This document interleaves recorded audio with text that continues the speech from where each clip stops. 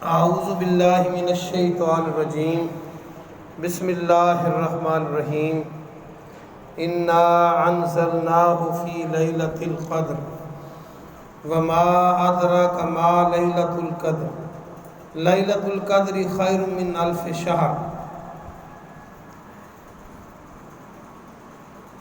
نوجوان ساتھیوں، بزرگوں، دوستوں، ہر قسم کی حمد و ثنا اللہ سبحانہ و تعالیٰ کے لیے اور بے شمار درود و سلام جناب محمد رسول اللہ صلی اللہ علیہ وآلہ وسلم کے لیے۔ سورہ قدر اللہ سبحانہ و تعالیٰ نے ایک پوری سورت نازل فرمائی، اور قرآن مقدس میں اور جگہ بھی اس رات کا تذکرہ فرمایا، اس مہینے کا تذکرہ فرمایا۔ اس میں مدعا کیا ہے کہ رمضان جو ہے یہ باقی مہینوں سے افضل اس لیے ہے کہ اس میں اللہ نے اپنی آخری کتاب قرآن مجید کو نازل فرمایا، اور رمضان کی ایک رات کو نازل فرمایا۔ اعتکاف کا مطلب بھی یہی ہے کہ انسان اس رات کو پا سکے، اس کی عبادات کر سکے جس رات کو قیامت تک آنے والے لوگوں کی رہنمائی کے لیے اللہ نے کتاب کو نازل فرمایا۔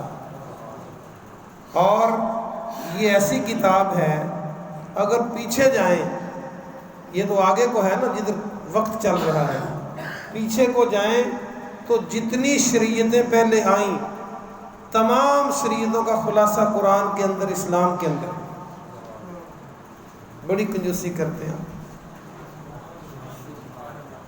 بات یہ ہے کہ قرآن وہ کتاب ہے کہ جو اللہ نے جب سے نازل کرنا شروع کیا، ان سب کا خلاصہ، ان سب کے اصول جو اللہ کی طرف سے تھے، لوگوں نے بدل لیا، اس کو اللہ نے چھوڑ دیا پہلی کتابوں میں۔ اور قیامت تک انسان رہیں گے تو انسانوں کی رہنمائی کے لیے ایسی کتاب نازل فرمائی۔ تو پھر چاہیے بھی یہی تھا کہ وہ رات، وہ مہینہ افضل ترین ہوتا باقی مہینوں سے، باقی راتوں سے۔ اور جس نبی پر نازل فرمایا وہ تمام نبیوں سے افضل، جس مہینے میں قرآن آیا وہ مہینوں سے افضل، جس رات کو قرآن آیا وہ راتوں سے افضل، اور جس امت کے لیے آیا وہ باقی امتوں سے افضل، اور جو اس قرآن کی تعلیم دے اور اس کو سیکھے وہ باقی اس امت میں سے ان انسانوں سے افضل۔ یہ میں نہیں کہہ رہا، یہ نبوت کی زبان سے جناب محمد رسول اللہ صلی اللہ علیہ وسلم نے فرمایا، خیرکم من تعلم القرآن وعلمہ، جو قرآن کو سیکھے اور سکھائے وہ تم میں سے بہترین ہے۔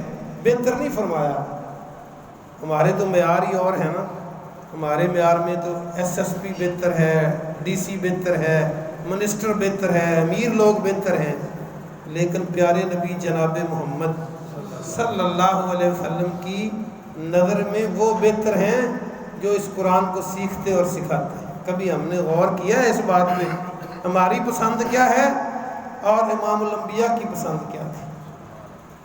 بہرحال بڑی گھنٹوں کی تقریر ہو جائے گی تو ہم تھوڑا ٹائم ہے ہمارے پاس۔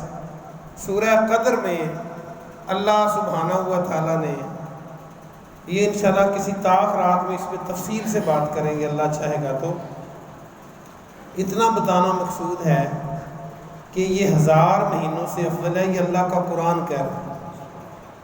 اب آپ کے شوق دلانے کے لیے میں نے کچھ کیلکولیشن کی ہے، بڑی عجیب و غریب کیلکولیشن ہے۔ جو یہ رات ہے آج کل، یعنی آج کی رات جو 20 روزے کے بعد ہوگی، یہ 10 گھنٹے کی رات ہوگی۔ جب روزہ افطار ہوتا ہے وہاں سے لے کے جب اذان ہو جاتی ہے، روزہ بند ہو جاتا ہے، مطلع الفجر ہو جاتا ہے، یہ رات شمار ہوتی ہے۔ یہ میں نے حساب لگایا 10 گھنٹے بنتے ہیں، پورے 10 گھنٹے بنتے ہیں۔ اگر 10 گھنٹوں کو 1000 مہینے سے ان کی نسبت نکالی جائے، تناسب نکالا جائے، ریشو نکالی جائے، تو 1 منٹ جو ہے وہ 1 مہینہ 20 دن کے برابر بنتا ہے۔ یعنی اگر یہ رات 1000 مہینوں کے منٹ بنائے جائیں تو جو 10 گھنٹے کے منٹ بنتے ہیں پھر تقسیم کیا جائے سب کو، تو گویا کہ جو بندہ 1 منٹ اس رات کی عبادت کر لے اس نے 1 مہینہ 20 دن عبادت کر لی۔ یہ آپ کا شوق دلانے کے لیے کہ پوری رات آپ نے عبادت کرنی ہے۔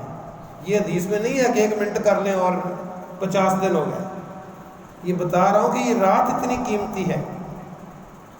تو اعتکاف جو بیٹھا جاتا ہے وہ اس رات کی تلاش کے لیے بیٹھا جاتا ہے تاکہ ہم اس رات کو پا سکیں۔ وہ خوش قسمت لوگ ہیں جو آج اعتکاف بیٹھیں گے۔ اور اس کے بارے میں بھی پیارے نبی جناب محمد صلی اللہ علیہ وسلم کے طریقے کو ہی اپنایا جائے گا۔ جس کا ہم نے کلمہ پڑھا ہے ہم نے اسی کی بات ماننی ہے۔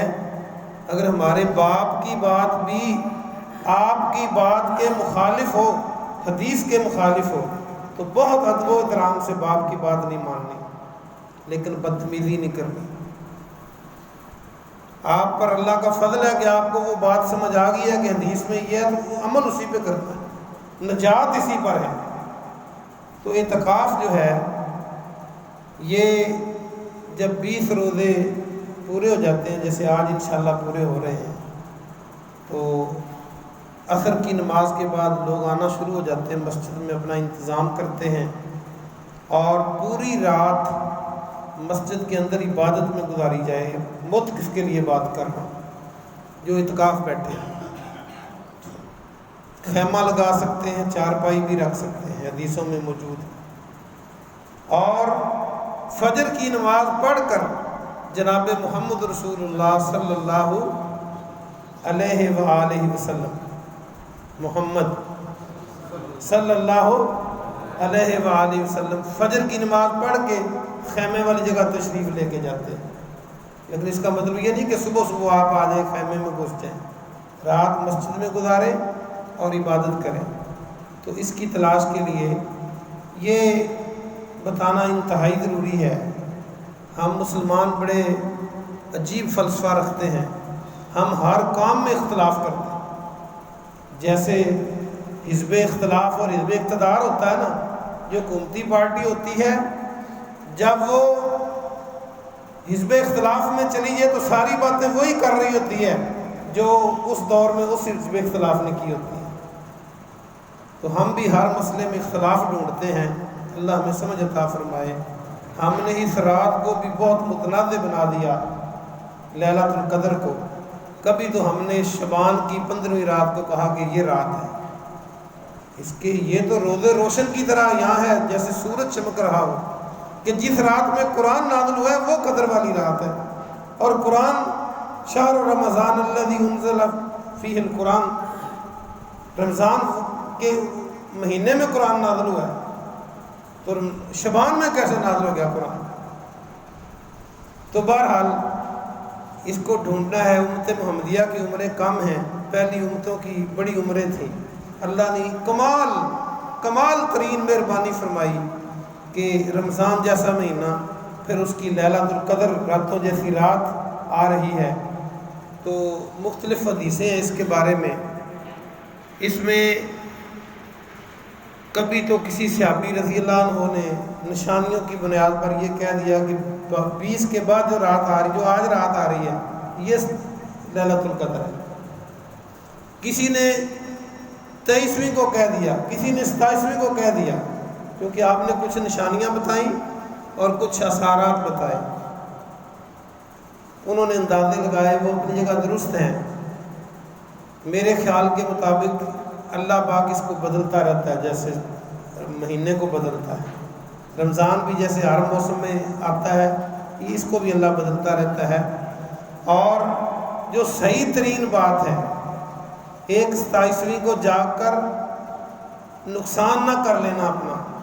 عین ممکن ہے 27ویں ہی ہو، عین ممکن ہے ایک سال 27ویں ہو، کسی دوسرے سال کوئی اور رات ہو۔